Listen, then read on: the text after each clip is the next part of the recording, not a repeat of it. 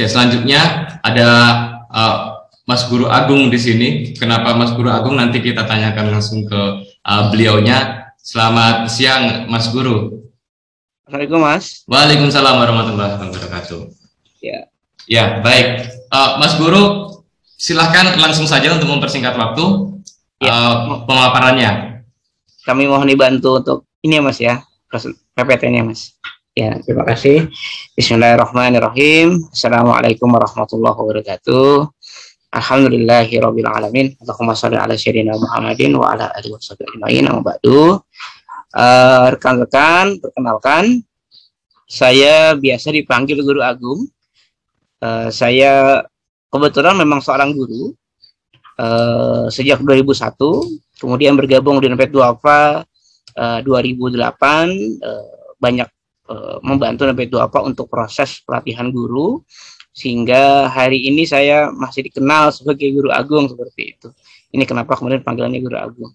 Jadi saya ingin tidak hanya mengenalkan profil beasiswanya Dompet Duafa terkait untuk program S1, namun juga saya juga ingin berbagi sedikit gagasan kenapa kemudian kita perlu membantu anak-anak S1 ini atau pemuda S1 ini dengan menggunakan dana zakat. Jadi apa yang kita kerjakan di Dompet Duafa untuk program beasiswa S1 semuanya ini berbasis dana zakat. Kenapa? Nah, ini ada beberapa alasan yang sangat penting untuk saya utarakan sebelum saya bicara profil. Sambil tolong dibantu ya Mas untuk PPT-nya. Jadi yang pertama, kita melihat bahwa ada semacam keajaiban. Ini kalau merujuk pada World Economic Forum di tahun 2020 membuat kajian terkait dengan model kampus. Jadi mulai dari zaman dahulu hingga masa mendatang, ini ada 3 keajaiban kampus yang tidak akan mungkin bisa dikalahkan oleh lembaga lain. Yang pertama, kampus ini selalu menyediakan banyak karir. Bukan kampus namanya kalau nggak terbuka dengan banyak karir. Yang kedua, terbuka dengan inovasi. Jadi kalau orang berada di kampus tidak punya inovasi, ya, yang dibuktikan dengan skripsi misalkan, ya tentu itu bukan kampus. Dan yang ketiga, dia ada lembaga yang memberi kesempatan orang untuk berpikir tingkat lanjut atau tingkat tinggi. Nah, 3 keajaiban ini yang kemudian perlu kita manfaatkan.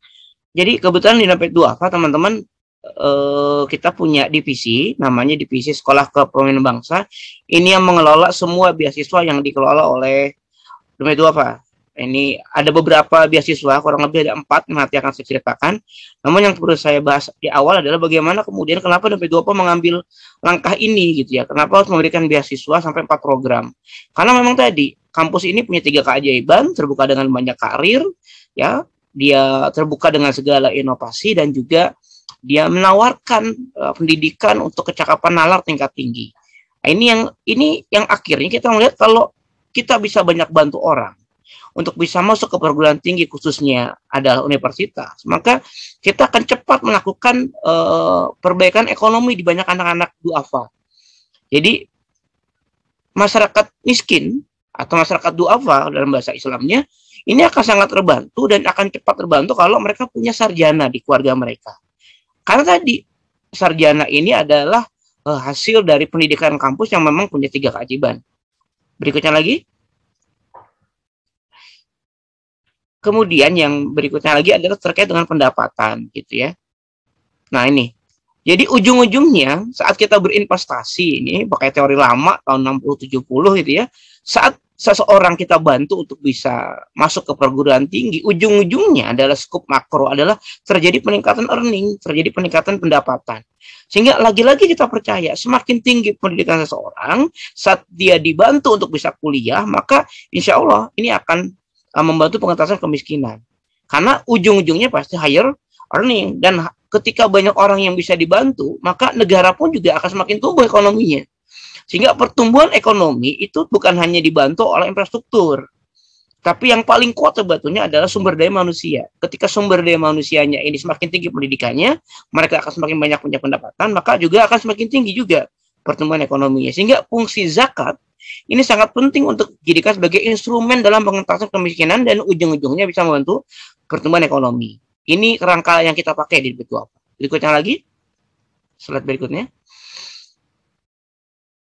Nah, berapa sih angkanya? Ini kita sudah menghitung ini pakai hitungan normal. Ternyata gitu ya, kita punya problem di sini di middle class ya. Jadi ternyata di middle class di Indonesia sendiri itu ternyata terbagi menjadi 3, dan lebih dari setengahnya ini masih aspiring gitu, masih calon gitu. Jadi kelas menengah yang masih abu-abu, dibilang miskin juga enggak, dibilang kaya, kelas menengah juga enggak. Jadi mereka adalah kelas abu-abu. Sehingga ini kan kita terkait dengan dana zakat ya, kita perlu menetapkan sebetulnya yang duafa itu siapa sih gitu. Jadi ternyata masih ada orang-orang yang kelas menengah yang masih bisa kita bantu, terutama di AMC, aspiring middle class, ini yang perlu kita bantu. Sedangkan kalau kita di middle class tipe 2 ya, atau MC2, ini mereka sudah UMK lah, kalau kita menghitung pakai UMK, ini sudah masuk UMK. Jadi kita di dompet duafa mencoba membantu kelas, tidak hanya kelas bawah, namun juga struktur di kelas menengah bawah ya, bukan kelas bawah saya, tapi kelas menengah bawah yang kita menyebutnya aspiring middle class. Dan hari ini sejak pandemi ya ini meningkat ya, jadi lebih dari 50% penduduk kita ini masih sebenarnya masih kategori miskin dan masih kategori menengah bawah, mengakibatkan ekonomi kita tersendat. Nah, sehingga harapan kita saat kita bikin beasiswa, harusnya tujuan utamanya adalah menciptakan kelas menengah baru. Dan untuk menciptakan kelas menengah baru tidak sekedar kita kasih dana untuk SPP, namun perlu ada pembinaan yang hari ini kita menyebutnya reskilling revolution. Nanti kita bahas di akhir. Silakan slide berikutnya. Ini konsep yang dipakai dari Unair ya. Nah, kita akan lihat. Jadi dana zakat itu kalau menggunakan teori lama dari UI, ini bisa dibagi menjadi 4. Jadi zakat itu punya 4 fungsi sesuai dengan pendaya gunaannya ya. Jadi konsumtif dan produktif, ada yang konsumtif kreatif, ada yang konsumtif tradisional, ada yang produktif kreatif, dan ada yang tradisional. Ini fungsi zakat semuanya kena. Misalnya ini kayak konsumtif tradisional. Ini yang paling yang paling sering kita dengar ya. Oh, ternyata zakat itu bisa bantu secara cepat orang yang jatuh miskin, orang yang kena bencana. Itu masuk konsumtif tradisional. Dia nggak butuh beasiswa, tapi dia butuh sembako dan sebagainya. Nah, untuk beasiswa harus kita tempatkan di posisi matrik produktif kreatif gitu, di mana mereka itu tidak hanya dibekal dengan SPP. Kalau SPP itu masuk kategori konsumtif kreatif, sehingga untuk bisa masuk kategori produk kreatif perlu ada pendaya gunaan berbasis pembinaan. Nah, yang tadi yang saya bilang reskilling revolution. Berikutnya lagi. Nah, ini di dompet duafa kemudian kita bagi menjadi 2. Ada zakat untuk beasiswa yang berbasis dana fisabilillah, asnaf fisabilillah, dan juga ada asnaf fakir miskin. Jadi ada 3 asnaf. Fakir miskin dijadikan 1 asnaf, dan yang kedua adalah fisabilillah. Ini berbeda.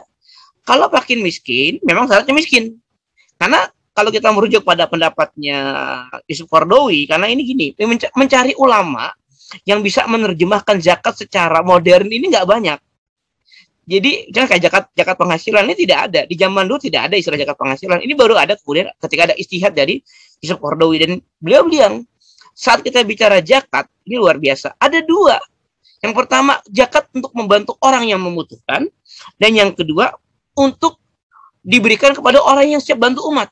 Jadi pertama kita memberikan zakat untuk orang yang memang layak untuk dibantu, dan yang kedua kita memberikan zakat untuk orang yang siap membantu umat. Nah, orang yang dibantu berarti fakir miskin. Orang yang siap membantu umat namanya fisabilillah. Karena kalau pakai konteks fisabilillah di masa lalu, ini kita pertempuran, jihad fisabilillah. Tapi hari ini Yusuf Qaradawi mengatakan bahwa zakat fisabilillah ini konteksnya tidak harus qital, tapi untuk kebangkitan umat dari sisi ekonomi, pendidikan gitu ya. Sehingga yang bisa kita kerjakan itu 2, membantu mahasiswa yang miskin. Yang pertama, yang kedua membantu mahasiswa yang bisa bantu orang miskin. Ini berbeda. Sehingga yang pertama beasiswanya untuk dirinya, dan yang kedua beasiswanya digunakan untuk memberdayakan orang lain. Ini konteks yang menurut saya hanya bisa kita menggunakan pendapatnya Qaradawi. Ini yang menjadi rujukan kita, makanya perlu saya sampaikan. Nah, dari sinilah kemudian zakat tidak sembarangan, harus dikelola secara terencana, terukur, dan juga bermanfaat. Jadi teman-teman, kita nggak bisa kemudian membuat beasiswa sembarangan, karena perhatikan siapa yang menerima, perhatikan buat apa. Jadi kalau orang nggak sholat, maaf nggak bisa kita kasih. Karena tadi zakat ini spesifik, terutama untuk fisabilillah. Jadi kalau untuk orang miskin, ya syaratnya cuma miskin. Tapi kalau fisabilillah berarti punya integritas, dia kemudian mau menegakkan sholat dan sebagainya. Ujung-ujungnya semuanya ada ketakwaan. Slide berikutnya. Nah ini yang tadi saya. Jadi ada 4 jenis beasiswa kita. Ada Bakti Nusa, ada Young Leaders, ada Ethos ID, dan ada Ethos Kemitraan. Nah, jadi asnafnya dibagi 2, ada yang fisabilillah, ada yang fakir miskin. Untuk yang fisabilillah, ini kita program, kita berikan untuk mereka, para aktivis mahasiswa yang memiliki leadership project. Kalau mereka tidak punya leadership project, tidak punya kesiapan untuk bantu orang lain, kita nggak kasih. Kita kasih beasiswa karena dia siap untuk bantu orang lain. Jadi bedanya kalau untuk ini ada kesalahan sedikit. Untuk yang Bakti Nusa, ini aktivis kampus tingkat akhir. Ini Bakti Nusa. Mereka sudah matang, siap untuk jadi sarjana, siap untuk lulus. Sedangkan kalau Yulit ini baru masuk. Jadi bedanya gitu. Jadi kalau Bakti Nusa ini adalah mereka yang siap mengabdi untuk masyarakat yang sudah mau lulus. Ya, ini kan kita mengikuti pola perguruan tinggi yang tridharma perguruan tinggi, siap bantu masyarakat. Dan yang kedua Yulit. Nah, Yulit ini untuk anak yang baru masuk. Kita didik mereka agar mereka punya kepedulian sejak jadi mahasiswa. Nah, yang kedua adalah fakir miskin. Fakir miskin juga ada 2. Ada Ethos ID dan ada Ethos Kemitraan. Apa bedanya? Untuk yang Ethos ID, ini kita fokus ke kampus-kampus, kalau kita perhatikan ya, sebarang kampusnya di luar Pulau Jawa semua. Jadi kita melihat, kasihan banget gitu ya. Jujur kalau kita lihat dari klaster pendidikan tinggi kita, versi Dikti gitu ya, bahwa sistem pendidikan kita ini masih belum adil. Di mana kampus-kampus Jawa relatif terbaik. Kayak klaster A misalkan, klaster A itu untuk kampus luar Jawa itu setahu saya baru 3. Yang pertama adalah UNAN, yang kedua adalah UNHAS, yang ketiga adalah USU. Selebihnya kampus-kampus luar Pulau Jawa, klaster B, klaster C, bahkan D. Sedangkan kampus-kampus di Jawa yang sudah tua itu, mereka klaster A. Ini kan ketidakadilan menurut saya. Sehingga yang perlu kita kerjakan hari ini jangan hanya bantu Jawa, tapi bantu juga luar Pulau Jawa. Ini sedang kita utamakan. Nah, terkait dengan yang Pulau Jawa, ya karena masih tadi ya, pertama program bidik misi punya pemerintah ini sangat kuat, keren sekali menurut saya. Tapi tetap aja masih menyisakan banyak masalah. Masih banyak orang-orang yang dia belum bisa dibantu oleh pemerintah lewat bidik misi atau KIP kuliah. Sehingga kita bikin kerjasama yang mengerjakan ada sampai 2 cabang. Ini ada di semua Pulau Jawa gitu ya. Jadi kampus-kampus PTN yang di Pulau Jawa ini kita bantu lewat cabang. Nah, ini agak berbeda sedikit, makanya namanya Ethos Kemitraan karena kita bermitra dengan kampus dengan 2 cabang. Pertanyaannya, kenapa PTN? Nah, itu dia. Ini yang jadi ya karena dana zakat terbatas, teman-teman. Jadi kami mengelola dana zakat itu kan ya tetap aja kalah dengan pemerintah dananya, sehingga kita hanya bisa memilih mereka yang terbaik dari yang terbaik gitu ya, karena dana zakat terbatas, kecuali kalau dana zakatnya ini besar.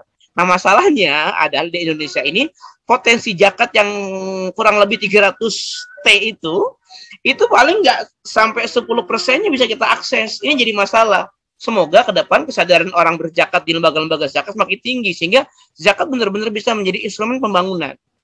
Nah, terakhir,